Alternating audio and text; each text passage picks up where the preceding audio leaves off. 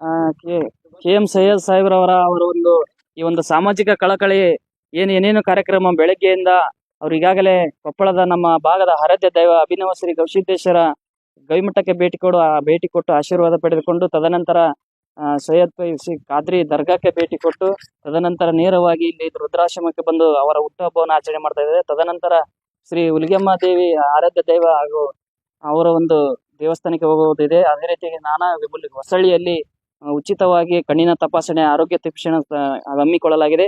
ಈ ರುದ್ರಾಶ್ರಮದಲ್ಲಿ ಯಾರಿಗೇ ಆದರೂ ಕಣ್ಣಿನ ಸಮಸ್ಯೆ ಏನಾದರೂ ಇದ್ರು ಅವರು ಹೊಸಳ್ಳಿಗೆ ಬಂದು ತಪಾಸಣೆ ಮಾಡಬೇಕನ್ನು ತಮ್ಮಲ್ಲಿ ವಿನಂತಿ ಮಾಡಿಕೊಳ್ಳುತ್ತೇನೆ. ಅದೇ ರೀತಿಯಾಗಿ ರಕ್ತದಾನ, ಬೃಹತ್ ರಕ್ತದಾನ ಶಿಬಿರ. ಯಾಕೆಂದ್ರೆ ಒಂದು ರಕ್ತದಾನ ಒಂದೊಂದು ಟೈಮಲ್ಲಿ ಬಹಳ ಅವಶ್ಯಕತೆ. ಒಂದು ಬ್ಲಡ್ ಸಿಗಲ್ಲಪ್ಪ ಅಂದ್ರೆ ಎಷ್ಟೋ ಜೀವಗಳು ಹೋಗ್ತಾ ಇದಾವೆ.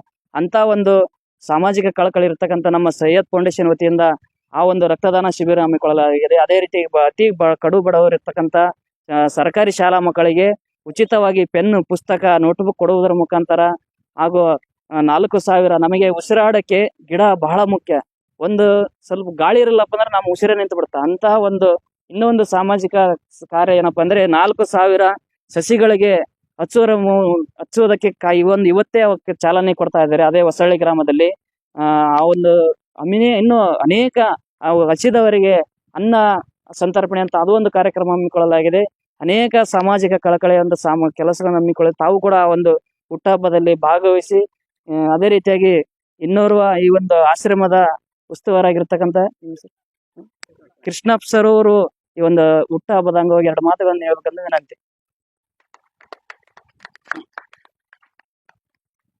ಮೊದಲನೇದಾಗಿ ಕೆ ಎಂ ಸೈಯದ್ ಸಾಹೇಬ್ರವರು ನಮ್ಮ ಸುರ್ಗಿ ವೃದ್ಧಾಶ್ರಮಕ್ಕೆ ಆಗಮಿಸಿದ್ದ ನಮ್ಮೆಲ್ಲರ ಒಂದು ಪುಣ್ಯ. ಇಂಥ ಗಣ್ಯ ವ್ಯಕ್ತಿಗಳು ನಮ್ಮಂಥ ಆಶ್ರಮಗಳಿಗೆ ಅನಾಥ ವಯೋವೃದ್ಧರನ್ನ ನೋಡಿ ಅವರೆಲ್ಲರಿಗೂ ಈ ಒಂದು ಹಣ್ಣುಗಳ ವಿತರಣೆಯನ್ನು ಮಾಡುವುದರ ಜೊತೆಗೆ ಮತ್ತು ಬೆಳಗಿನ ಉಪಹಾರವನ್ನು ನೀಡುವುದರ ಜೊತೆಗೆ ನಮ್ಮೆಲ್ಲ ವಯೋವೃದ್ಧರ ತನುಮನದ ಒಂದು ಸಂತೋಷವನ್ನು ನೀಡಿದ್ದಾರೆ. ಆ ದೇವರು ಆ ವ್ಯಕ್ತಿಗೆ ಆಯುಷ್ಯ ಆರೋಗ್ಯವನ್ನು ಕಲ್ಪಿಸಲಿ, ಇನ್ನೂ ಹೆಚ್ಚೆಚ್ಚು ಸಾಮಾಜಿಕ ಸೇವೆಗಳಲ್ಲಿ ಮುನ್ನುಗ್ಗಲಿ.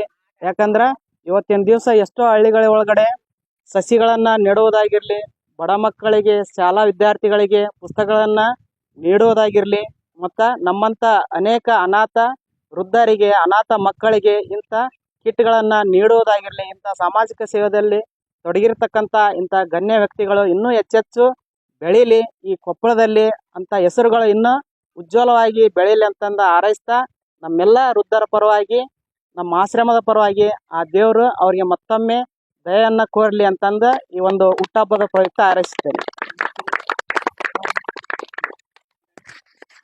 ಧನ್ಯವಾದಗಳು ಕೃಷ್ಣ ಸರ್ ಅವರಿಗೆ. ಅದೇ ರೀತಿಯಾಗಿ ಈ ಹುಟ್ಟಹಬ್ಬದ ಅಂಗವಾಗಿ ನಮ್ಮ ಈ ವೃದ್ಧಾಶ್ರಮದ ಹಿರಿಯರಾಗಿರ್ತಕ್ಕಂಥ ಗಂಗಮ್ಮ ಅವರು ತಮ್ಮಲ್ಲಿರ್ತಕ್ಕಂಥ ಒಂದು ಅನಿಸಿಕೆಯನ್ನು ಆ ಒಂದು ಹಾಡನ್ನು ಹಾಡ್ತಾ ಅಂತ ಇಷ್ಟಪಟ್ಟಿದ್ದಾರೆ.